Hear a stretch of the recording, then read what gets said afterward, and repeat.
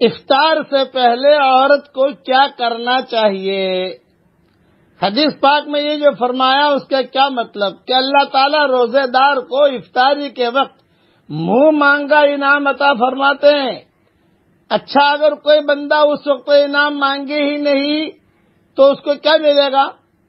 اور ہماری اکثر ماں بہنوں کا یہی حال ہے کہ افطاری کی چیزیں بنانے میں اور دسترخوان سجانے میں ایسی مشغول ہو جاتی ہیں کہ ان کو بتانا پڑتا ہے کہ جی روزہ کے افطار کا وقت ہو چکا، اب تم بھی افطار کر لو۔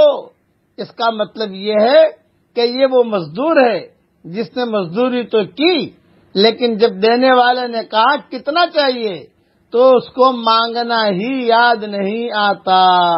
اس سے بڑی غفلت اور کیا ہو سکتی ہے؟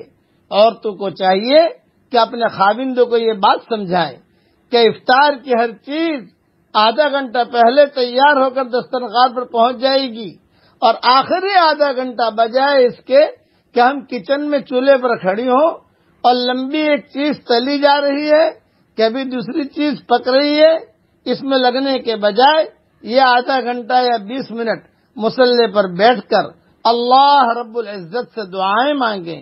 عورتیں اپنے گھر کے سب بچوں کو اپنے پاس بٹھا لیا کریں اور معصوم بچوں کو کہیں کہ وہ بھی ہاتھ اٹھائیں اور دعا مانگیں۔ اگر بڑوں نے گناہ کیے تو چھوٹے تو معصوم ہیں، کیا پتا ان کے معصوم ہاتھوں کے اٹھنے پر ہی اللہ تعالیٰ کو رحم آ جائے۔ ماں باپ تو گنہگار ہیں، لیکن بچہ چھوٹا وہ تو معصوم ہے، اس کے ہاتھ اٹھوائیے آپ، کیا پتا کہ معصوم کے ہاتھوں کے اٹھنے پر ہی اللہ تعالیٰ کو رحم آ جائے اور اللہ تعالیٰ آپ کی دعاؤں کو اور ہماری دعاؤں کو اللہ قبول فرما لے۔ اس لیے خواتین، ماں بہنیں، بیٹیاں، بہوئیں، ان کو چاہیے کہ افطاری کے وقت اس وقت کی قدر کریں۔ اور اگر کسی گھر میں ایک ہی عورت ہے، اس کے لیے کھانا پکانا بھی ضروری ہے، تو دعا تو دل سے بھی مانگی جاتی ہے، ہاتھ سے تو نہیں مانگی جاتی۔ ہاتھ کام کاج میں مشغول ہو اور آپ اس حال میں بھی دل ہی دل میں اللہ تعالیٰ سے دعائیں مانگ رہی ہو، گویا آپ بھی اس وقت میں اپنے رب سے منہ مانگا انعام حاصل کر سکتی ہیں۔ دعا مانگنے کے لیے ہاتھ کا اٹھانا ضروری نہیں ہے، تلن بھی تل رہی ہے اور دل دل میں دعا بھی مانگ رہی ہے، اور فالودہ بنا رہی ہے، دل دل میں دعا بھی مانگ رہی ہے۔ اس لیے اس وقت کی قدر کیجیے۔ اب پڑھیے میرے ساتھ، بھلائی کے ملنے اور نفس کے شر سے بچنے کا 90 نسخہ۔ پڑھیے دھیان سے، اللہم الہمنی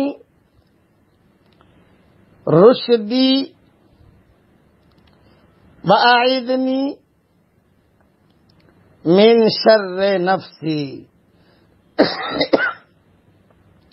اے میرے پیارے اللہ، میری بھلائی میرے دل میں ڈال دیجئے اور مجھے میرے نفس کے شر سے بچا لیجئے۔ یہ دعا بہت مانگتے رہیے، جو اس دعا کے مانگنے کا اہتمام کرے گا ہمیشہ اللہ تعالیٰ اسے خیر ہی کی طرف لے جائے گا۔ یہ دعا سنن ترمذی میں ہے اور دوسری بھی کئی کتابوں میں یہ دعا موجود ہے۔ اللہ تعالیٰ یہ دعائیں ہم سب کے لیے قبول فرمائے۔